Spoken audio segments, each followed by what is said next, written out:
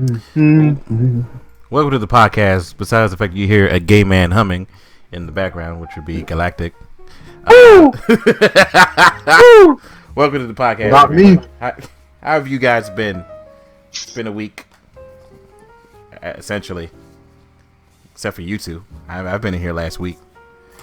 Go ahead and introduce yourselves. It's your podcast, man. I know, I have to be here. If I'm not here, who's here?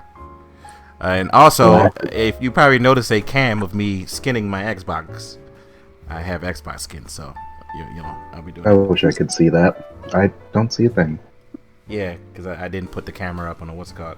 So this will be exclusive to the YouTube version, where you see me skinning my Xbox, and then obviously the Spotify version you will not be seeing this because that's physically impossible. Anyways, anywho, how are you guys? Wait, y'all didn't introduce yourselves. well, that's because they know who I am. They know that. They know what it is, bro.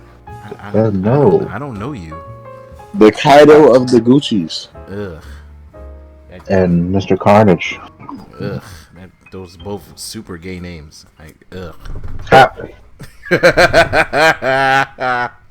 have you guys been? Deprived of wrestling. That's good.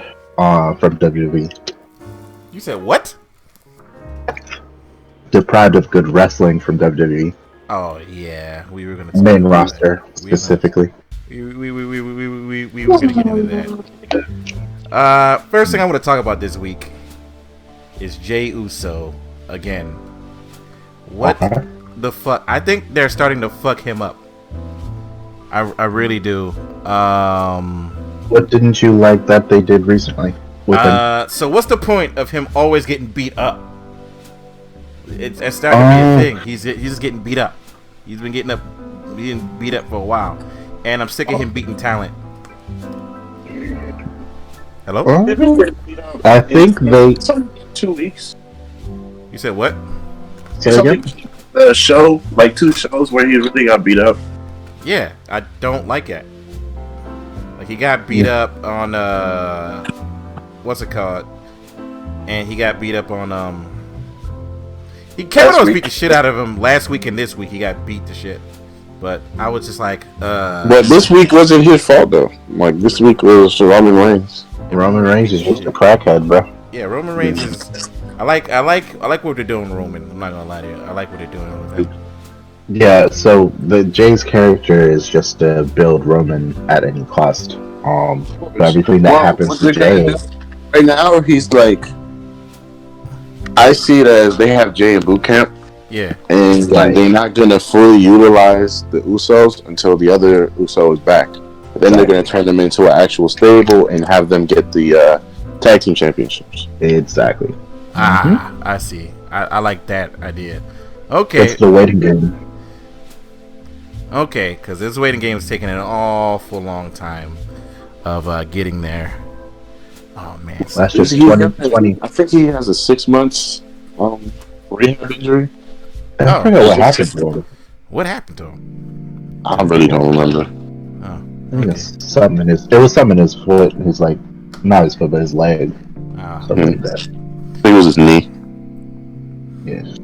Oh, okay, that makes sense. Well, I can abide by that. It's just I hate when they do this to the Usos or a tag team where they go, nah, you're not doing anything until your sibling gets back, and I'm like, well, like that they're using Jey Uso, you know, it's not like they're just being jobbed.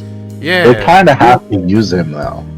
They're put in a predicament where they have to because they don't really have people like that on SmackDown. Yeah, they did this, and going back to Raw, never mind. They should just combine the damn tag team division. Like, cause at this point, there is no tag team division. Yeah, there is no because if I see the Hurt Locker beat the tag team champions, and now they get a chance at the match, and I'm like, how? I don't know if y'all peep this. But one thing I'm tired of is people who consistently lose getting title shots. Oh my god! Yes.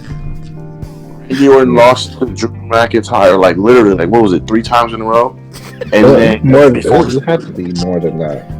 And then the other guy, the Hurt Business, they lost. I think it was 3 times too. Yeah. And you're still getting opportunities. It's like, bro, what are y'all doing? Yeah, I don't know. It's WWE is just stuck in limbo because of not only COVID limiting the amount of people they can have on set, but their rosters, their main roster, actually being limited on top of that. Mm-hmm. So it's like they don't have that many people to use, so they're like, dang, let's just reuse the same storyline for 6 months in a row. Yeah, Randy Orton. We built Murphy up for 1 week and had him lose to Baron Corbin for some fucking reason. Yeah, no, that blew me. Look, bro, if there's either way, it's gonna be sucky for one of them. But personally, I'd like to see Baron Corbin, or Murphy. Honestly, I don't care which one, but I just want to see one of them done right. Baron Corbin has been in this weird little limbo state where he's not being jobbed, but he loses every pay-per-view he is in, and it's like he's just solely there to put over new people who get on the roster. If you notice, everybody who's new, who's about to get a big push, the first person they feud with is Baron Corbin. Mm-hmm. Yeah, and then Matt Riddle, but he still beat Matt Riddle. That's the problem. Yeah. He did. But that was before they drafted him. And why did they take Matt Riddle up? does anyone think? Well, because they kind of, like I said, they needed people. But does anyone think that it was kind of pointless to put Keith Lee and Riddle in a triple threat with AJ? If they were going to give the fucking thing to AJ, yes. Yes, because AJ, he's well established. AJ can take a loss, you know what I'm saying, and be fine. People will be like, oh, okay. But, like, you know, you have Keith Lee and Riddle, who definitely would be interesting to see in the title shot. It's just Mr. McMahon not wanting to put a face versus a face. That's what it comes down to me. Because you know, that's like the oldest way of thinking, and I hate that thinking. Like, what's wrong with the face versus face match? Because he ultimately what he does is he looks to wrestlers who he trusts, and he gives them the most TV time. You know, regardless of whether it goes against the grain. You know, and unfortunately, the wrestlers that he trusts the most right now, of course, would be the remaining members of the Shield, Roman Reigns, Seth Rollins, having a baby. Yep. What's my other dude's name? The 3 horsewomen. You know, when they come back, I guarantee all of them are going to get title shot. 4 horsewomen and 4. 2 of them are on the roster. They had a good match at a pay-per-view at Hell in a Cell. Yeah, but they're not gonna. See, that's the one match they didn't repeat. Yeah, thank you. Yeah, because it was good, and I'm like, oh, Vince, you actually know about, you know, giving us something that we want to see and just letting it be lightning in a bottle. I didn't know you know how to do that, because, you know, Randy Orton versus fucking what's it called at Hell in a Cell was so pointless. I'm gonna climb on top of the cell just to smack him in the kneecap, and then climb down. It didn't climb down. Like, what the fuck was the point of the cell? Like, for me, who, man, that didn't even matter.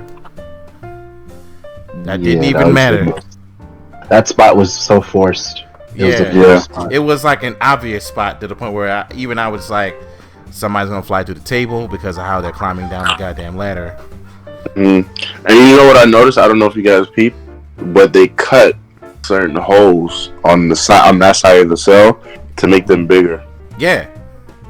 So it's kind of like, oh wow, okay, you guys, how obvious can you guys make this? Completely. So, like, I'm of the old school mind that a Hell in a Cell should not be used unless it is the ending of a feud. But they fought again, and that's the part I was just like, stop using Hell in a Cell pay-per-view. It's going to be so fucking pointless. That TLC too. TLC is going to be. Look, War Games is happening tomorrow. Okay, we're going to talk about War Games in a minute. But like, Not even a minute. We have some things to discuss on the WWE, but you know what I meant. What was I about to say? You know, speaking of people that Vince trusts, what was going on with Jinder Mahal? He came back and didn't he get injured? No, I mean when he was winning all the matches against everybody. He obviously the feedback was like, "Oh no, and Vince cut it. Are you talking? You're breaking up, Mr. Kaido. Yeah. Oh, you broke up something fierce. I'm sorry. I was saying, I don't know if you guys remember, when the time when they first started doing like the Saudi Arabia thing, the Middle Eastern thing.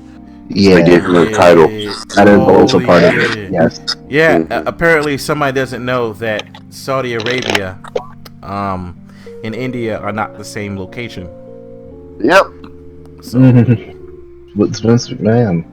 Yeah, Vince McMahon needs a geography lesson. He's not very racially sound. Say it like that. Yo, I'm gonna say it like that. Racially sound. Yeah. What the hell does that even mean? Aware. We don't know. We're just gonna go with it. We're just gonna go with it.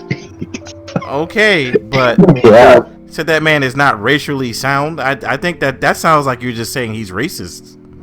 Sound like a roundabout. I didn't want to be direct, but yes. Hey, I agree with you. Yeah, if anybody can remember, keep it up, my nigga. I was like, did he just say that for shock value on TV? Because if black people had risen up like Booker T, he could have gotten in trouble for that. As Spirit once said, Booker T is very coon-like. I knew somebody was going to say that. Why? There's no. He has those tendencies. There's no real black man, and I'm a real black man, that's going to sit there and allow their white boss, to go, "What up, my nigga," on TV. What up, and my nigga? I was like, no. I would have been like, Vince would have been like, "You mind if I do this?" I would have been like, "No, why not, Vince? If you say it, and I'm near you, I'm going to hit you on live television." Just like, I bet you if he did that, he couldn't do that with any black person today. Imagine him trying to do that with the New Day. Big E would smack all taste out of his man's mouth. I actually don't think Big E would have. I think Big E would have probably like changed up the segment. It would like, instead of you saying the N-word when you're about to say it, I interrupt you. They all do that. Yeah, they don't.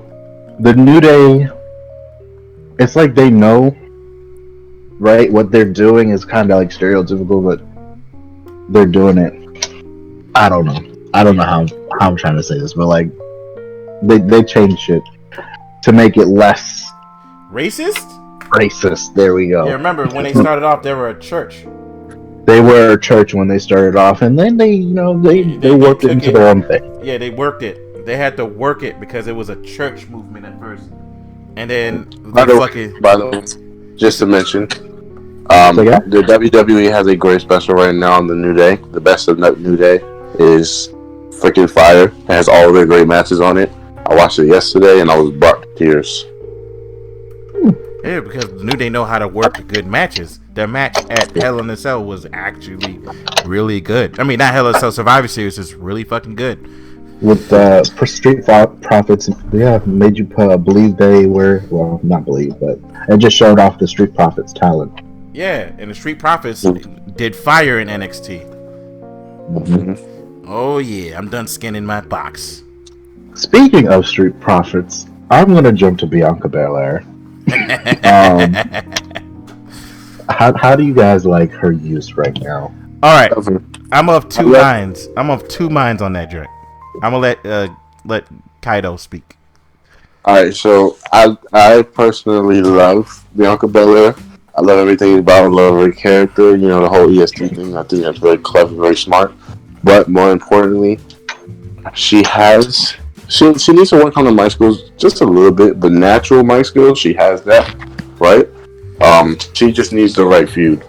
And I pray and hope that, when Charlotte comes back, they don't give Charlotte a title shot, even though they probably fucking will. I mean, and they put her in the feud. They put her in the feud with somebody like Bianca Belair, because that would be, imagine that would be perfect, or somebody like Bayley. I could see that, but somebody who is technically ring, when it comes to like ring technicalities and like ring skills, they're on par with Bianca Belair, so she can really show off what she can do. I think that's why they're starting with Bayley, and they're gonna try and slowly bring her through all the horsewomen until she gets a title. But she definitely she has everything that you need to be. If I was Vince, and we all know how Vince is and what he looks for, everything that falls under the category of what Vince looks for, she has. So I don't see why she doesn't get a push. No, I think they're just in the beginning phases of her push now. Is the way they're setting it up. Well, actually, we'll see at TLC. It's been the beginning phases. She debuted on Raw in early 2020. That's what I'm saying. But, I think they're trying to execute it now, but we'll see. I can't say anything until TLC happens because she has to win that. Her last real feud was with Zelina Vega. Well, no, she's feuding with Bayley right now. Well, before this, and that was during the summer. Then she was TV. But again, she also did do what she did, for good reason. But she did do the sit out thing. Yeah. So that's also part of it. When she came back, they wrote off TV again. Yeah. For no reason. I just think if you have somebody of that caliber, of that talent, because that's the person you don't want to see go to NXT. Excuse me, not NXT, AEW. Who? Right? So you got to do her justice. Yeah, you have Bianca to. Belair. Yeah, Vince is gonna be super pissed if she goes, I'm on AEW. Anywhere else. Mm-hmm. Yeah, Vince will be fucking heated, and then but my problem with Vince, when it comes to this part of his business decisions, is he makes the wrestlers do that. He makes the wrestlers want to leave. Like Justin Gabriel, or I forgot his name, not Justin Gabriel. I generally forgot the dude's name. Where he, literally, what happened was, he pulled up. No, he pulled up to the Raw arena, saw that they had nothing for him, left, right. Then after he left and it was already in the middle of his flight or about to take his flight to go home, WWE called him and said, "Hey man, you gotta come in." And he was like, "Y'all don't need me." And they was like, "We do." He was like, What am I gonna be doing today?" He was like, "We don't have nothing for you today." But he was like, "Yeah, then I'm not coming back. I'll see you later." And then they fired him because he abandoned the workplace. But there are more stories like that in common in WWE. Look at what happened with freaking Goldust. He rolled out the very second he got a better offer because AEW allows him to wrestle. And it's like, if you just allow your wrestlers to be wrestlers and not entertainers, as he said, then they'll stay. And I'm not talking about the freaking WWE. What's the right word to say about them? The WWE, whatever. The Vince butt huggers. Management? No, talk about the people that literally go, "I love Vince McMahon. I would never leave." Yes man. The yes man. Perfect. Like a yes man. Right? I'm not talking about a yes man. I'm talking about like wrestling. Bray Wyatt. The only thing keeping him here is they finally said, "Do you?" They literally finally said that to him. Okay? They finally said, "Do you?" And he freaking said, "Alright, cool." The Fiend. Like, come on, bro. And now it gave him 2 more title runs.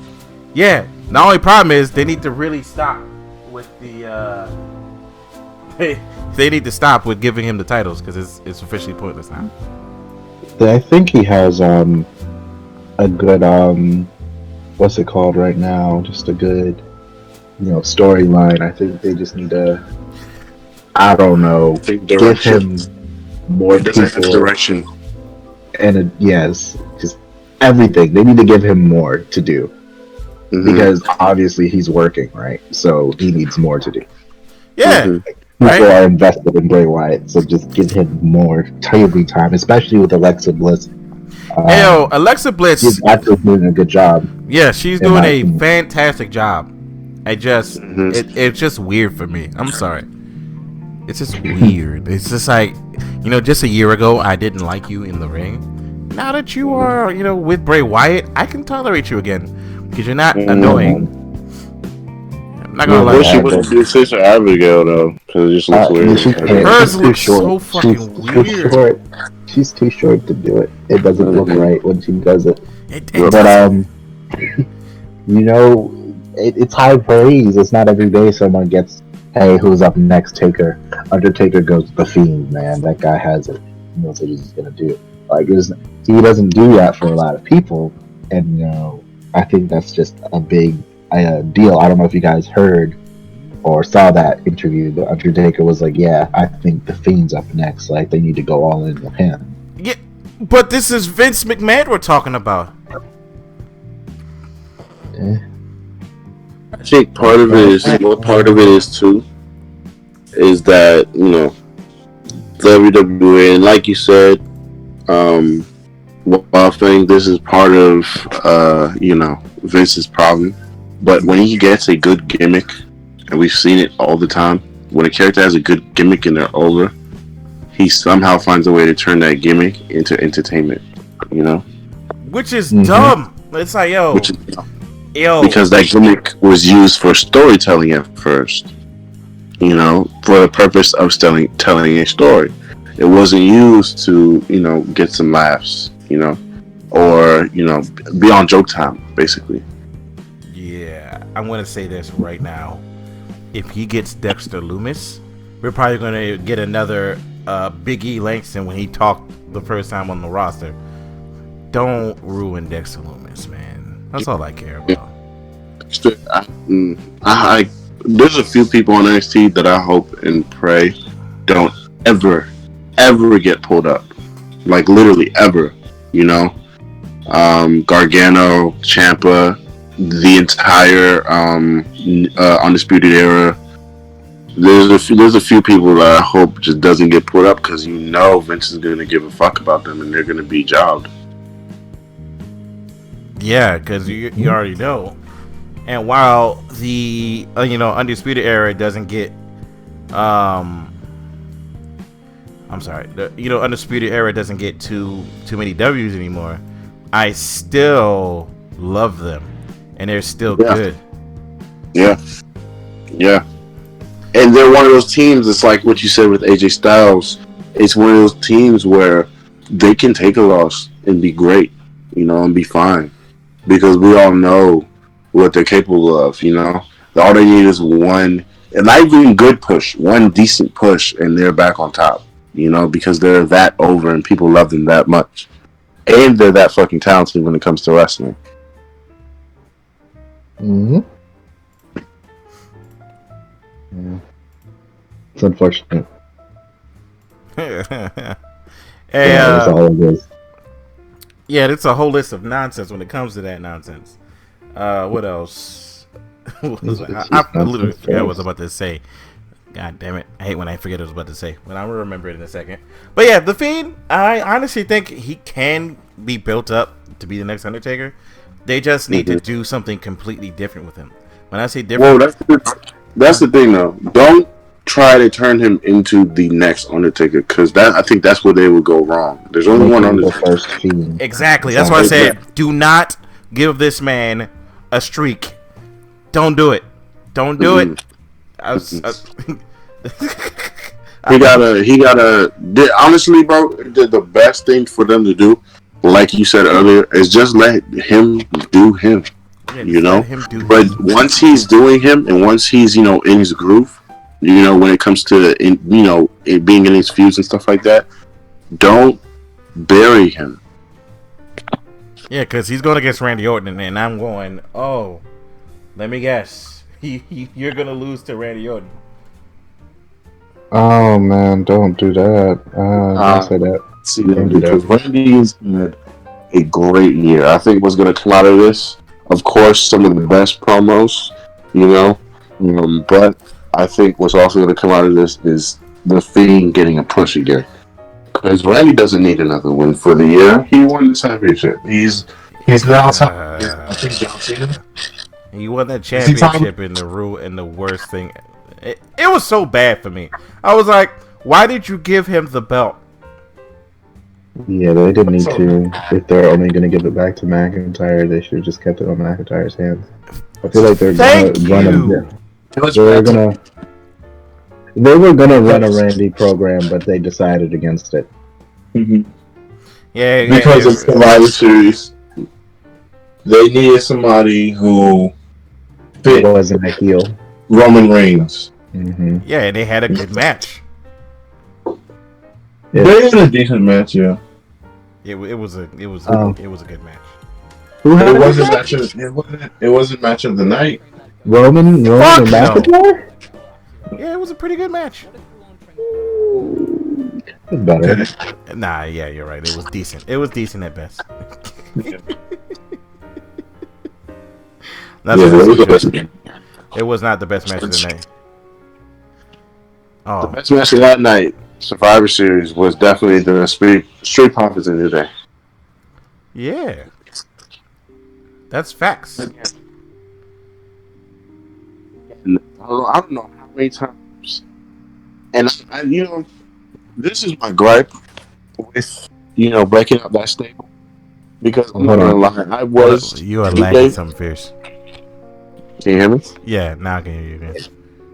Okay, I was gonna say this is my gripe, right? With them breaking up the New Day, right? I get it. You want to give Big E and possibly Xavier Woods, their own pushes. That's great, right? But why separate them to do that?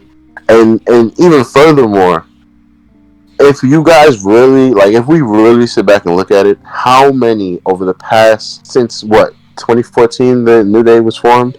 How many pay-per-views have they literally carried on their back? How many pay-per-views were the New Day the best match of the night, and they weren't even the main card? Not too many. Exactly, bro. They've been silently carrying WWE's pay-per-views for a while. They've been silently carrying all of the tag team matches. Yeah, and I was them and the Usos. Yeah, and then after that, because I remember it was like a Hell in a Cell a couple years back where it was them and the Usos that had fucking match of the night, and no one could tell me shit. Yeah. And I'd even, bro.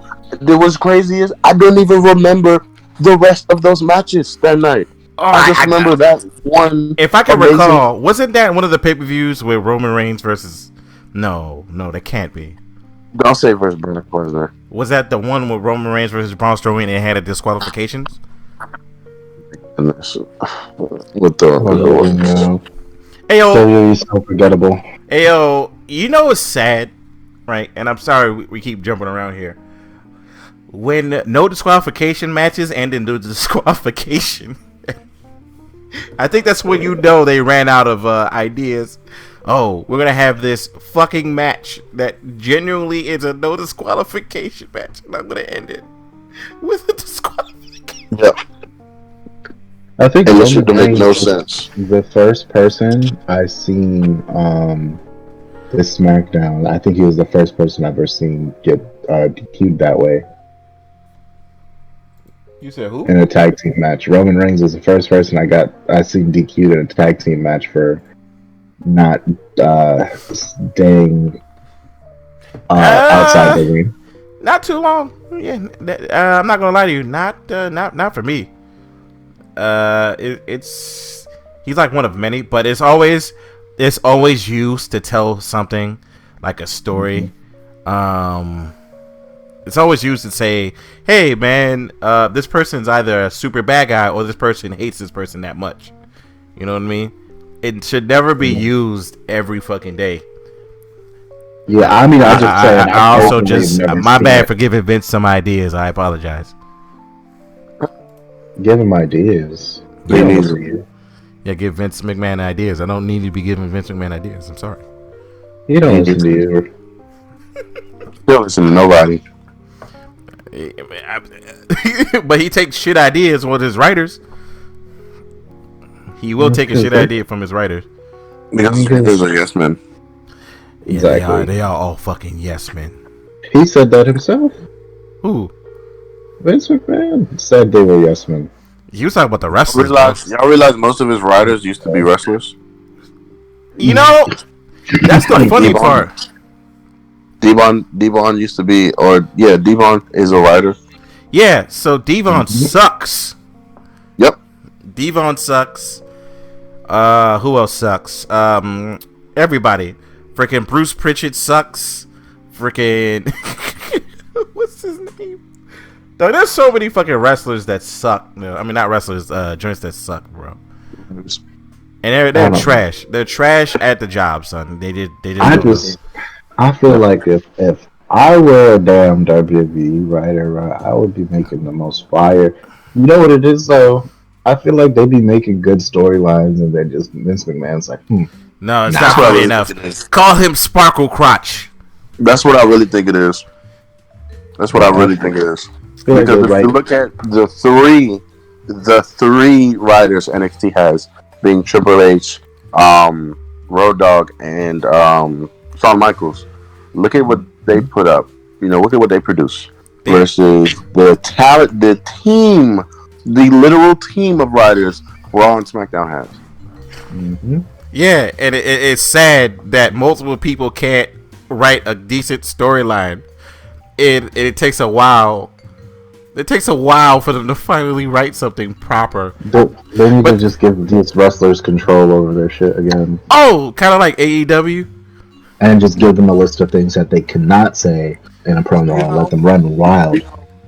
Like I said, it goes back to what I was saying earlier, though, with the whole who can they trust, right? Because if you look at it, right, somebody like Rey Mysterio and Seth Rollins, at a certain point, Vince McMahon literally was like, "Yo, y'all say what y'all want on the mic." Mm-hmm. Albeit he drug it out, you know what I'm saying? He made it last that long. What they were saying and what they came up with, most of that was all Seth Rollins and Rey Mysterio. Mm-hmm. Yeah. Too bad we had the same fucking match for half a year. The point where Seth Rollins was like, "Bruh, give me anybody else. Let's give him Murphy." Okay. Why am I fighting Murphy? Speaking of Seth. Yeah. Have y'all peeped what's going on? I didn't hear you? No. Have we seen what's going on? Hello? Yeah, I said, have y'all seen what's going on? No.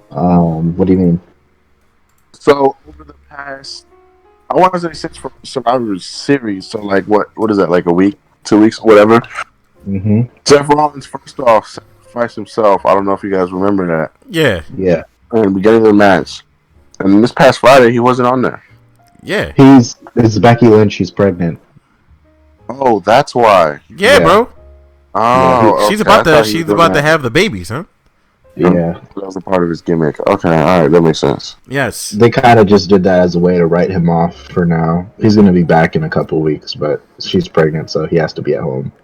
Yeah, or she's about to have the baby, I mean. Makes sense. That makes sense. Which is hilarious. Because, I honestly don't think I want to see Seth Rollins for about 6 months. I feel like we're going to see him at the Rumble. No. Just let him go. Let him relax. Keep him on TV for 6 months. You'll see him at the Rumble. Listen here. Look here. Right? I'm sick and tired of Seth Rollins for a while. Let the man relax. That was his problem last time. They used him too much to the point where literally once he injured his knee, people were happy because he was off of TV. Yeah, and then and just came back, and it was Kingslayer. right. Yeah, exactly.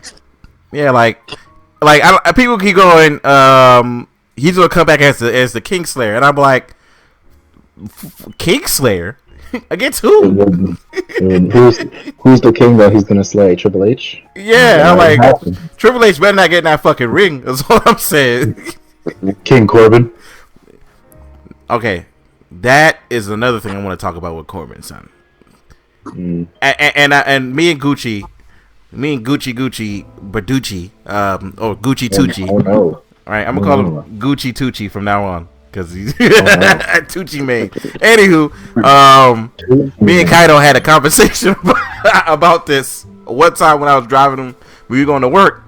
Has anybody noticed that the freaking King of the Ring people have been heels for the last like a billion times, and we got no face King of the Rings? And then at this point, the King of the Ring is so goddamn pointless that no one cares. Because they just don't do it right. They keep giving it to fucking heels, and then they always build it up. And Stone Cold did this, or people did this. They always change their music. Yeah, they always change it. Thank you. They always change their music and always add regal shit to their music, and then they look dumb for about 20 years. And I'm like, yo, Corbin, change your music back. I like Corbin's music.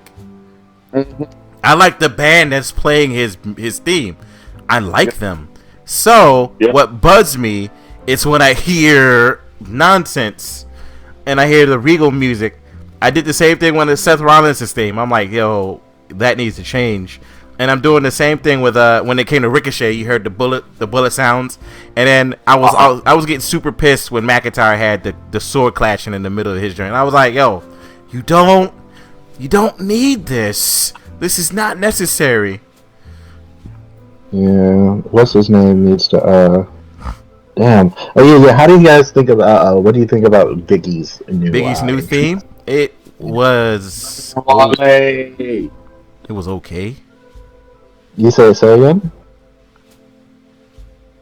Sir? Mr. I was saying Wale. Oh, that was Wale. Wale. Yeah, that was Wale. He wrote Biggie's song. That's great. He did. All right, that's pretty good.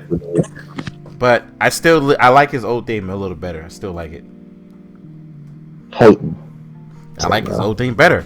I like the fact that he claps again. I'm like, yay! Bring out the chop, because that's from Biggie. I don't know if you know, Biggie in NXT was amazing. So, this is he beat Seth Rollins for the title. That sure was tight. That was a good match. Oh man, it makes me miss NXT again. Miss NXT again. NXT didn't go anywhere, and it's still great. Yeah, you're right. But they're losing the Wednesday Night Wars. I'm sorry. I mean, of course, that's not their fault. It is their fault. All right, look, I'm going to say this now, right? The reason why I say it is their fault, right? It's not because of anything. It's because the title of WWE is around it. Mm-hmm. You know what I mean? If it was NXT and it was another wrestling promotion and it was the literal Wednesday Night War, it would probably heat up. Like New Japan Pro is fucking heating up. And if you're at AEW, you can promote with the people, like fucking John Moxley has been doing for the last couple of months and years. Mm-hmm. Which is why I'm like, yo, Vince, you are aware that you can cross promote your brand and you can get people's favorite matches, but he's probably gonna be like, no, call him Sparkle Crotch on TV. Okay, no, and it's I think the main, not like you said, not to jump around here, but I think the main problem with the whole PG era is that they cater too much to the children, right? Mm-hmm. And when you really think about it, their bread and butter is not the children; it's the hardcore fans who bring their children around the WWE. But it's the hardcore fans, bro. It always is going to be the hardcore fans. Exactly. That's something that Vince McMahon lost sight of.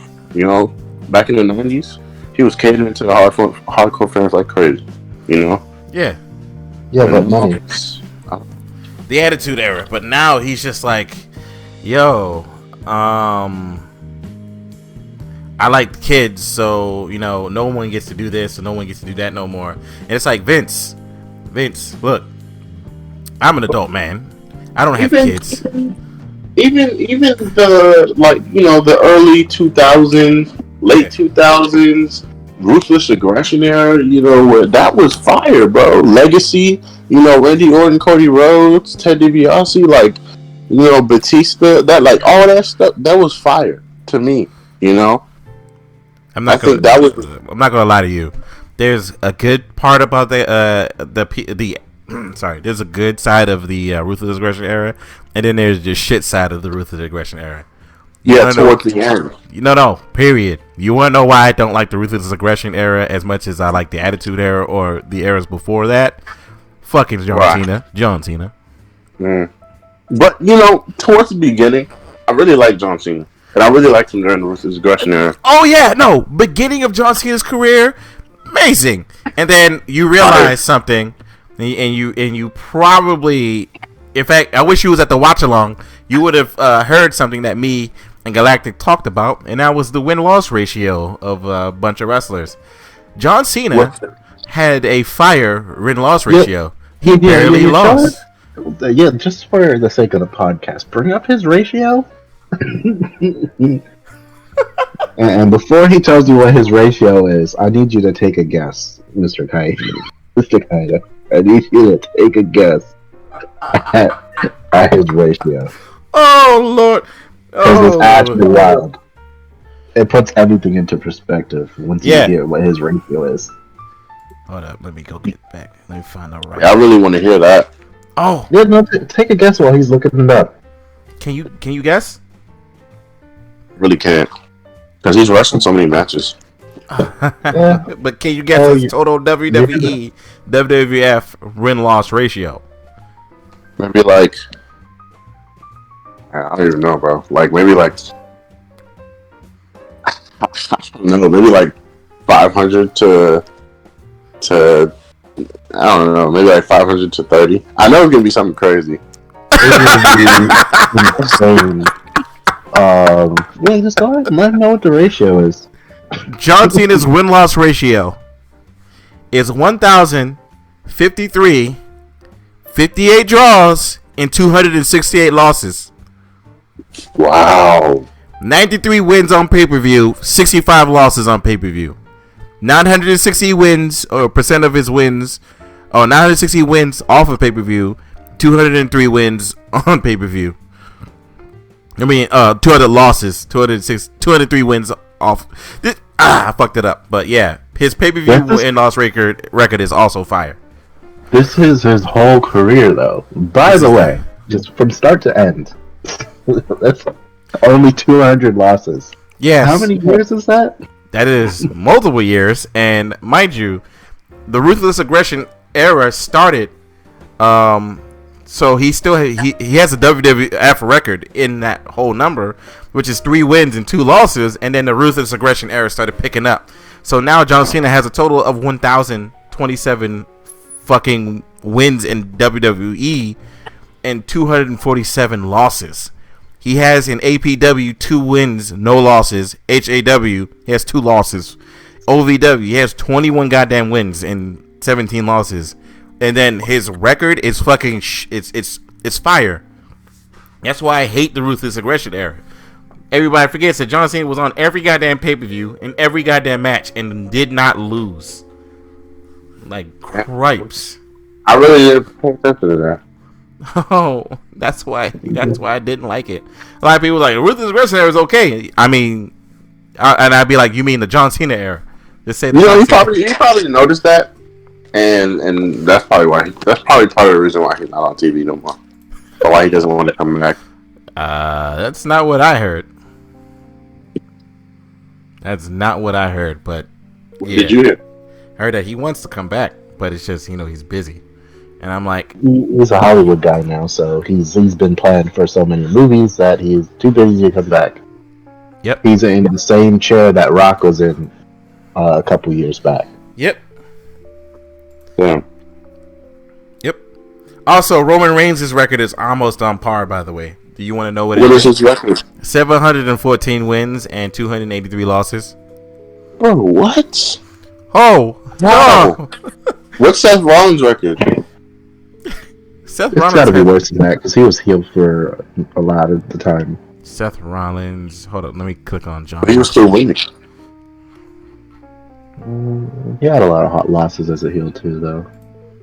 I don't know, especially recently, anyway. Let me find Seth Rollins. Give me a second. The Seth Meister. I guarantee you the people that he trusts have the best win-loss ratio. Or something close to what Roman has. Like Charlotte. Randy's ratio was actually pretty much what you would actually expect from like a regular promotion.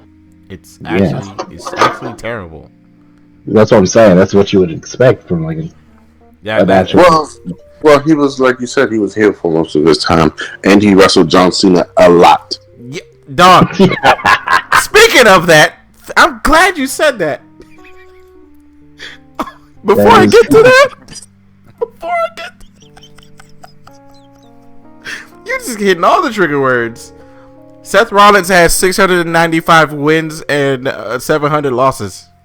What? Really? In WWE, he has 426 wins and 552 losses, man. What? Wow. That's unexpected. Yeah. That's the heel treatment. Yeah. Right. That remember, they did it for Roman. Right, he's gonna face most of his career. And then there's what? How many times? But yeah, there's a large number of matches that you actually were right, are 100% right when you say Randy versus John happened a lot. Yeah, Randy versus John, right? Can you guess how many times these motherfuckers fought? I know it's got to be over. If I remember, it's over at least over 300. No, it's like 5. That would be all of 5. It was literally like a year that they were feuding. That'd be all of John Cena's matches, though, because we just said it was 1,000. Dog, that would be 95. I know it's up there. Yeah, it's 120. They fought 120 times. Ridiculous. They fought literally 120 times. Every pay-per-view that year, or every pay-per-view that year was, them fighting. And mind you, this record is from 2014. Let me find... Ridiculous. Let me find something updated. Ridiculous. Don't even do that. We just gotta move on. Yep. We gotta move on. That just puts everything in perspective. That's 2014. 6 years ago, and those numbers were like that. Yeah, bro. Not even want to get into it. It's gonna make our blood boil. Are you sure? Yes. This is the best part. Let's talk about war games because Yeah, man. Johnson is a trigger word. Like, looking up, that's key. Late. Whenever we talk about late John Cena, it's a trigger word. Yeah, man, they fought. Oh, shit. Yeah, we never got to talk about that again. Yeah, man. All that came up because what's his name said Natalya has the most wins on the women's roster. He said that, and me and Galactic were like, huh? That's not possible. And sure enough, she does. It only made sense now. I was like, yeah, it only makes sense though, because she's the oldest, like by far the oldest person on the women's roster. She's the OG. She was there with Beth Phoenix and them. Nobody on that roster was there during that time, so it makes sense. Oh shit. Yeah. Anyways. Oh man. Besides that, I bet you Charlotte has the same win-loss ratio, and probably Bayley too. No. We checked. Really? We checked. Charlotte? Yeah. Compared to Natalya, no one usually comes close. No, not compared to Natalya, but I'm saying compared to Roman, where it's an excessive amount of wins and a few amount of losses. You said Charlotte Flair? Yeah, I'm willing to guarantee it's the same. Because they give her the same I can see treatment. that. I can see that. We can double check.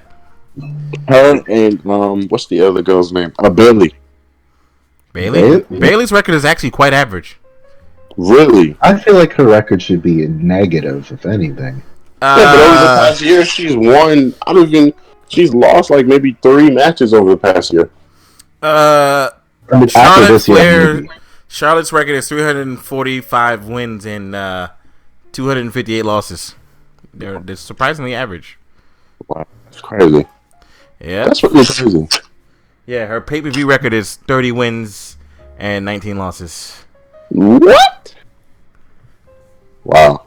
19. Everybody gets that one. 19. Where did 19 come from?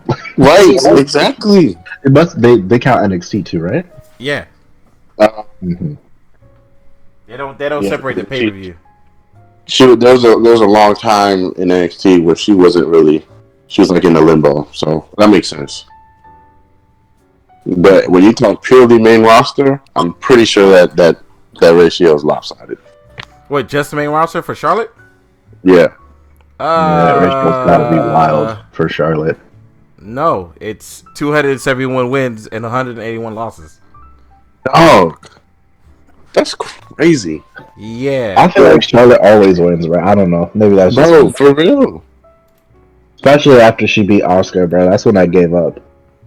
No, she beat everybody when they brought her back to NXT and had Rhea Ripley beat her. I was like, dude, yeah, this is. Yeah, that was bad, and literally NXT was. That's a part of why they started losing the war. That's actually a part of the reason, because Charlotte Flair was on NXT, and people were like, "Get her off of my TV." By the way, but that wasn't his fault. That wasn't his fault. Yeah. That wasn't Triple H's fault. That was Vince's idea. Yeah. And guess what happened? Because of it, he fucked with NXT, and now look at what happened. They're losing. Yeah, they're but losing. before that, bro, that shit was neck and neck. It was. It really was. Actually, it was neck and neck for a couple of weeks, and then fucking AEW took the fuck off. They was like, pew, and they can't go back. I feel like in those early weeks, a lot of people just weren't hip. They were not hip. And then when they got hip, AEW started running with the fucking ball. It's like early. It's in fact, AEW is early Ed Reed from the Ravens. Early Ed Reed. That's a good comparison. Like when he catches the ball and nothing, you're done. You ain't getting it back. Yep. That's true. I give you that. Football reference. Who would have thought? But Ed Reed's amazing. That's why. Mm-hmm. Or young Ed Reed was amazing. Then he quit. And anyway, Let's get to War Games. Oh yeah, let's get to War Games. First of all, before we get started with War Games, I don't know, dog. I'm not gonna lie. I was at work, and because I have a T-Vision, and I was at work when I was watching NXT, and I was watching what happened where Finn Balor set the trap, and I don't know what came over me when William Regal walked down to the ring and said, 4 men, 2 teams. And he stared at the crowd. He stared at everything. And this man said, War Games! And my hand was in the air the whole time. And he said, War Games! I was like, War Games? War Games! And people staring at me at work. Like, the fuck is wrong with this guy? I was like, War Games, that's why. That was top tier right there. Yeah, I was like, yo, every time War Games is close and this man goes on the roster, it says War Games, I go every time. Like, I can't help it. Like, I get hyped because one of my favorite pay-per-views is War Games. It's one of their it's like Takeover New York for the it's like WrestleMania. No. It's like there's you're right. It's like their SummerSlam for NXT. You know, it's one of their big pay-per-views. It's one of the two big ones. Even though, and this is the third War Games or fourth War Games, it's their big pay-per-view. I love War Games to death. I'm not gonna lie to you. And this is my War Games is my favorite, but the one that has the most content is always gonna be New York to me, and I fucking love it. And again, I have to sit here and watch a fire pay-per-view, and then at exactly a week or two later, I have to watch a shitty pay-per-view because, you know, we'll get to it. But yeah, so far War Games. The one thing I like about War Games so far is the feuds are feuds that require the fucking War Games ring. We're only getting 2 matches on there. One of them is going to be a great match. One of them I'm a little iffy about. But which one? Oh, Team Shotzi versus Candice. Yeah. Yeah, I was gonna say I was iffy about that one too. Yeah, reverse a little bit. Did you say 2 matches? There are only 2 War Game matches. War Game matches. I was about to say 2 matches. Even if it was 2 matches, that's still better than half the shit. Take it. You know why? Because one match is Undisputed versus the Pat McAfee crew, and the other one is Shotzi Blackheart versus Candice LeRae. Like, I'm going to... Hey, look. We're going to go over the card. The first match I want to talk about is Leon Ruff versus Johnny Gargano versus Damian Priest. You know, I like it. You know, I think we talked about this way back when it first started. But you know, I really you're breaking up. You're breaking up a little. I was saying, we talked about this when it first started. Yeah. You know, but you know, I really like the direction in which they're going with it and what they're doing with Leon Ruff. Like the writing, the way they incorporated him and didn't job him, actually gave him, you know, like a push. And push, yeah. It is great. It's great. It's great. I've never seen WWE, and of course this is not fucking Vince, this is Triple H, but still, I've never seen WWE do something like that and find success, especially when it's a jobber. Yeah, and they're finally pushing a jobber and making them, you know, relevant. And it's like, yo, you're making a jobber actually have a fucking match, and I believe it. I believe it. And I'm like, I hope he does well. Do I think the match is going to be good? Yes. He's actually talented. He's actually very fucking talented. So I think the match is going to be fucking fantastic. And honestly, I think Damian Priest may win the match. You know, I want him to. You know, I coming out of it, I know Leon Ruff isn't going to win. Yeah. I just know he isn't. But Gargano doesn't need it. I think Damian Priest needs it. Yeah, I think Damian Priest is going to take this one. And I think after this, he's either going to go for the NXT Championship after this next title run. Yeah. He's going to go for the NXT Championship, or they're going to pull him up. Oh, God. I think they're going to put him against the Velveteen Dream. I'm not even going to fucking lie to you. I think Velveteen, wasn't he written off TV? He's always written off TV. When he disappeared from the last pay-per-view from his bone, that man went to the Shadow Realm and has been trapped there forever. I mean, it's what happens when you get accused of such things. No, he had that match with the other dude. I'm sorry, with the dude that started attacking him, which was if I'm being honest, I don't even remember anything with Velveteen Dream ever since that man fell off the ladder into the abyss. Into the abyss. It was never heard from again. The man did not move for the rest of the match. There was this move like 15 minutes after which he fell, and he just was there. Like, you know he was hurt. He was gone. But yeah, I honestly think this match may be match of the night. I don't know. We'll see. But then again, when I say this, every time I say this about War Games, I say every match is going to be match of the night because I can't decide. Because another match is Dexter Lumis versus Cameron Grimes, which I know the story of that match is going to be very well told. Because Exactly. I've been invested in her. I've been invested in this stupid feud for months. What That's the the fuck? thing. It's a stupid feud, but they do it right. Exactly. I've been invested here for the longest time, and I'm like, I love Dexter Lumis. I like Cameron Grimes. Mm-hmm. I'm invested, and I'm like, oh my goodness, what happened? Who? What? Is this a match that I care about? That I really want to see Dexter Lumis come out on top because I fucking love Dexter Lumis and his gimmick. I love this man, no homo.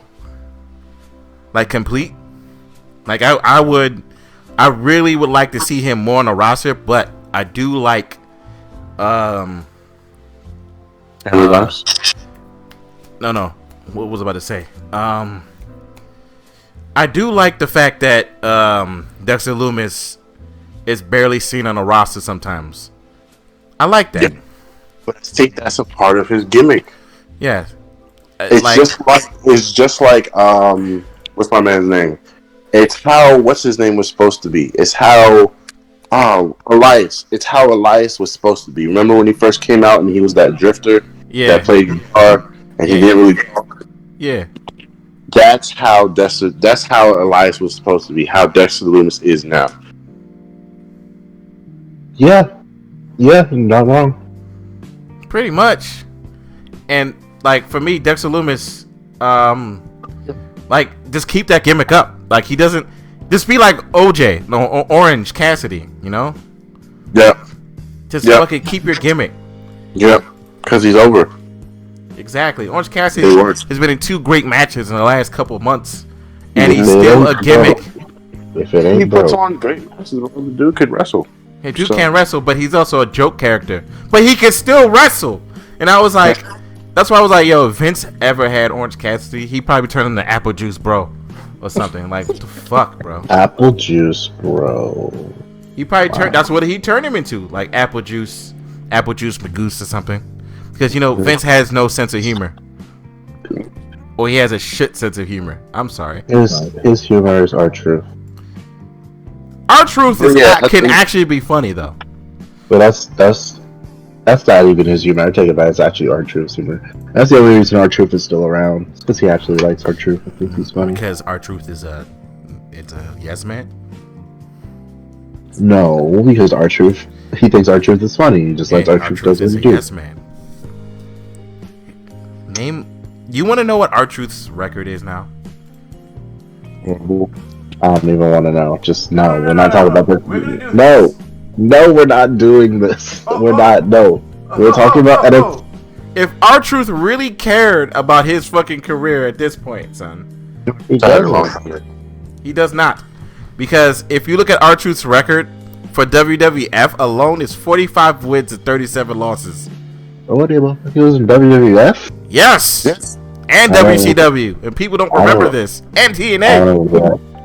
But that's also, I believe, because I was a 01 person. So. Yeah, dude. And New Japan, but he lost. That match was good though. Anyways, like, bro. Back to NXT. Hold on. All right. We wanna finish this pay-per-view card. All right. We're gonna finish it. All right. All right. Then there's the. Oh no, this is the wrong. Oh God, I almost threw up. I want to say Nia Jax. Ugh. Oh. We got Timothy.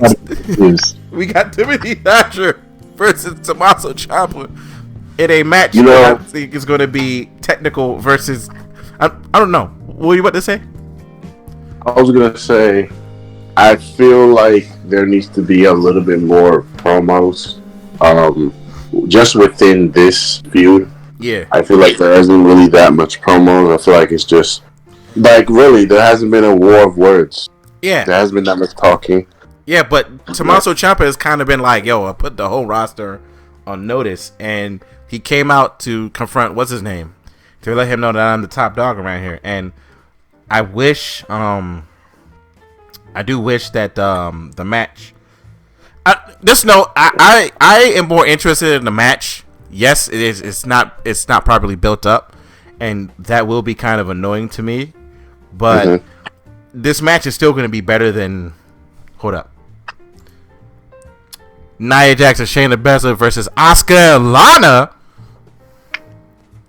Good point. Great point. Great point. Great point. Hold up. Leave Asuka alone. Hold up. We'll get to that. So, and then there's the 2 War Games matches, which are going to be like 30 minutes each. We got Shotzi Blackheart, Ember Moon, Rhea Ripley, and Io Shirai, aka Team Fire, versus Candice LeRae, Dakota Kai, Raquel Gonzalez, and Toni Storm, aka Team Fire. You know, so that's why I'm like, the match is going to be fucking good. It's going to be good. So, out of this feud, the one thing that I liked, of course, it's going to be fire, you know, but one thing I did like was Toni Storm's heel turn. Yes. There's always a good heel turn at War Games. Last year, it was Dakota Kai. Yeah. This year, it's Toni Storm. It's always a good heel turn. And, yeah, this did justice. And I cannot wait till the match, you know, I can't wait till they're, you know, letting it all out. Now, the match I'm literally chomping at the bit to watch tomorrow, and I'm glad I get off at 3:15, and we could do a watch along tomorrow if you guys want, right? I cannot wait till the fucking Undisputed Era have to go against Pat McAfee, Pete Dunne, Danny Burch, and Only Larkin. Yo, that has been story-wise. Yes. That is my favorite story of 2020. Yes. Yes. And I cannot wait to see what happens in this match. From when the first 2 people walk into the ring to the last match, and I want to see what they're going to do. Because the match, the War Games with Undisputed Era, with the Authors of Pain, and freaking, I forgot their name because they got killed on the main roster in 0.5 seconds. What was the name of that group? Yeah. I know what you're talking about. They're back now. Forgotten Sons. No. Not the Forgotten Sons. What the fuck? I'll bring that up in a second. Hold up. Let me double check. It was 2018, I think. Well, while you're doing that, so the Forgotten, what do you think they're gonna do with them? Because the reason the Forgotten Sons got kicked off TV so quick is because their leader had said racist statements, and now he's fired, right? So, what do you think they're gonna do with the other 2? I noticed they paired them with Corbin. I wonder where that's gonna go. Oh God! Yeah, they're gonna use them as lackeys. They're gonna be lackeys. Yeah, and then they're probably gonna be brought back down to NXT. If not, then they're gonna be jobbers. Yep, they're gonna be jobbers, like the Bollywood Boys. Yep. Anybody know who the Bollywood Boys are? Singh Brothers. Oh, somebody knows their wrestling. They're actually really fucking good. But they paired him with Jinder Mahal. Anywho, really, they are. It was the match I'm talking about is the Undisputed Era, which was Adam Cole, Bobby Fish, and O'Reilly versus the Authors of Pain. Akam and Razor and Roger Strong versus Sanity, which is Wolf, Young, and Dane. Sanity. That match was so good. Okay, it literally topped the championship match earlier. That was your favorite? Huh? That was your favorite? That's actually one of my favorite War Games matches. And then remember the next year they had it was Pete Dunne, Ricochet, War Raiders versus the Undisputed Era, and fucking which was all 4 of them. But which one had Kevin Owens in it again? The last one. That was my favorite. Kevin Owens, Ciampa.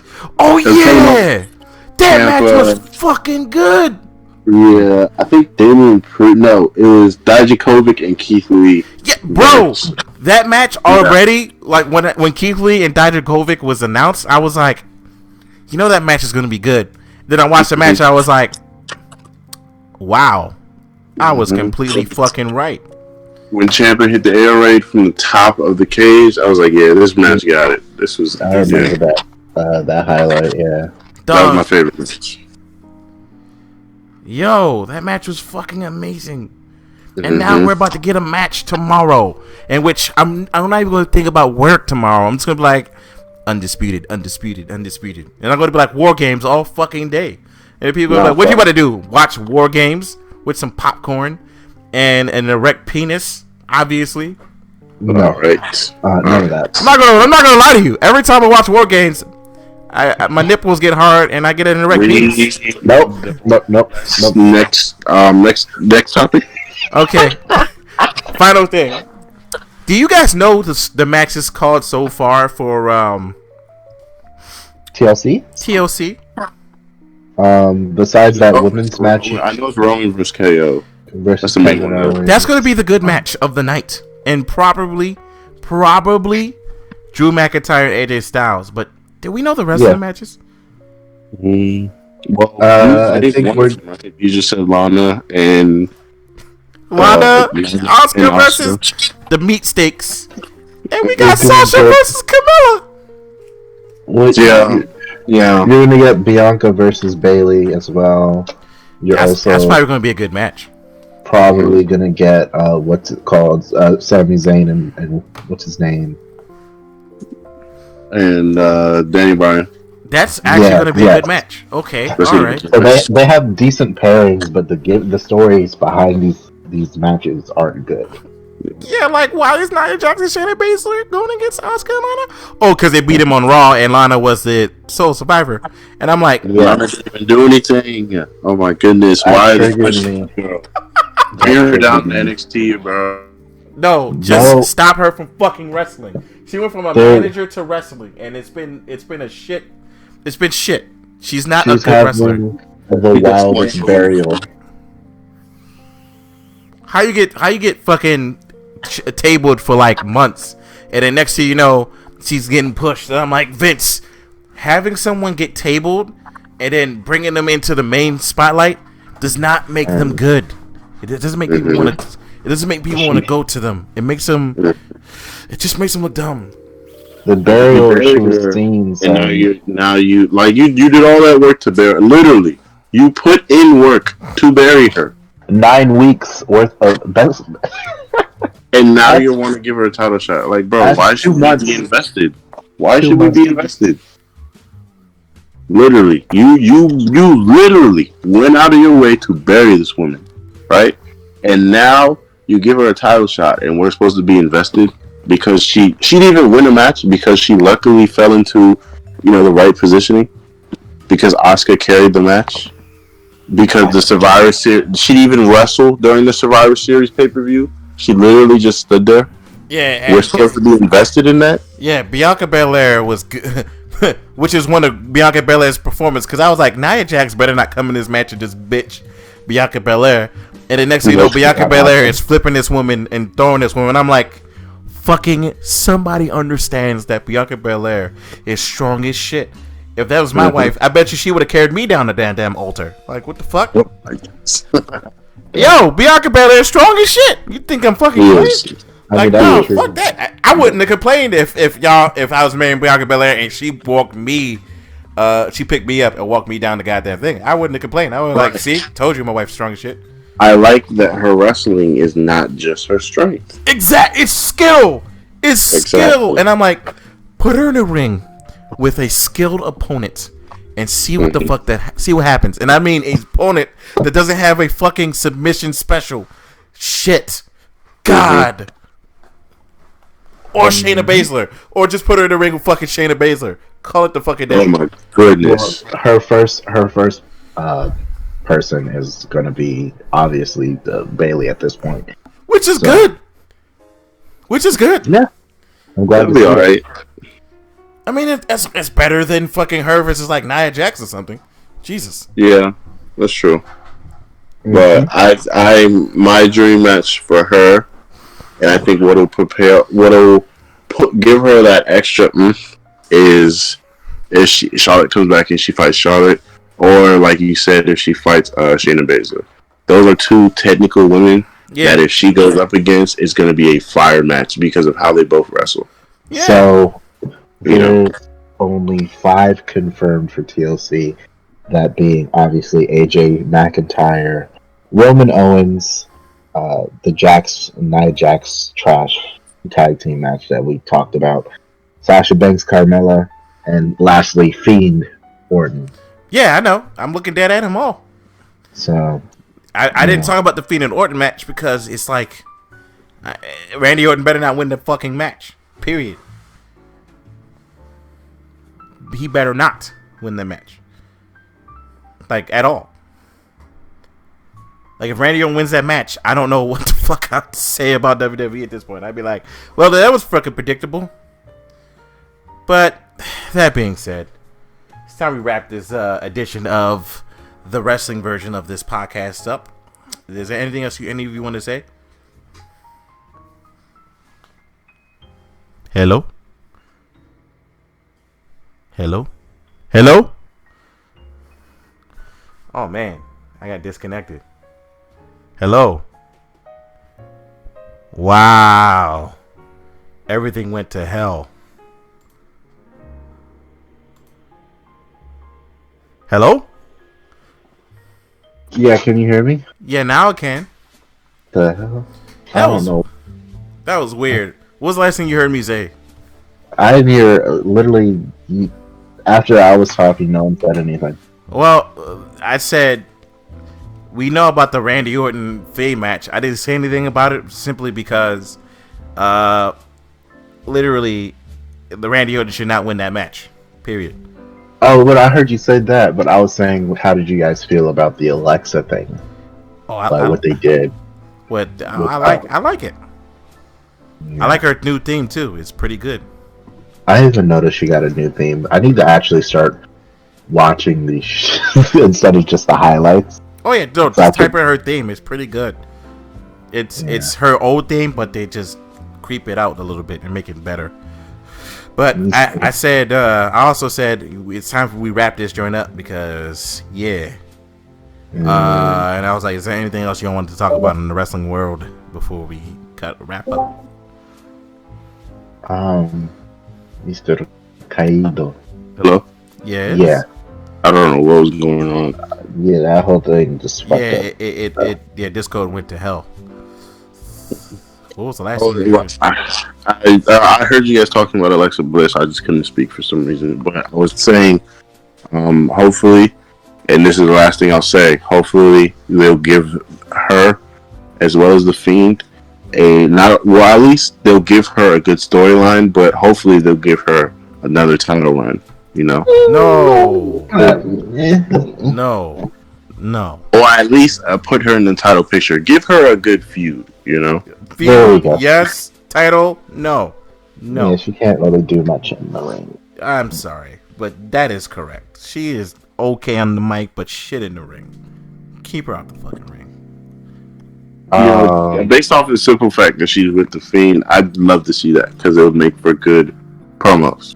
Like you said, the wrestling wouldn't be. I wouldn't expect a 5-star match out of it, but the promos would be freaking fire. Yeah, and what she's doing so far, it's amazing. It's great. It's been great.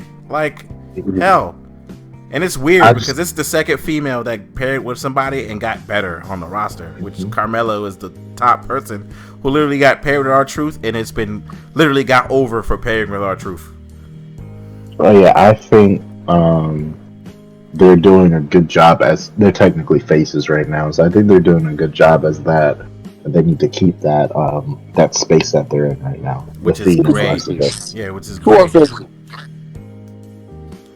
They're great. Who are faces? He said the Fiend. They're great. They're ambiguous. They're not. They can do what they want, but technically against Randy, they're faces. I mean, yeah, you're right. And that whole thing on Raw proved that they're faces in this feud, where Randy was kidnapping Alexa. You know, that's not really something a heel would do, or a face would do. I mean, that was weird.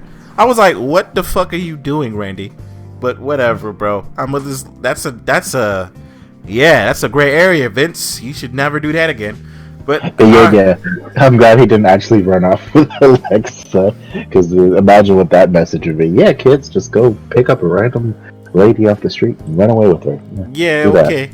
Yeah, but the kids though. So, but like I said, we're ending this podcast. Is there anything else y'all want to say? Because fucking life, bro. Yeah, all right. I think we did everything. Yeah, we did.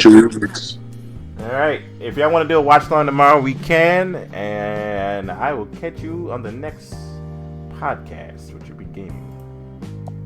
All right. I don't know. We'll see.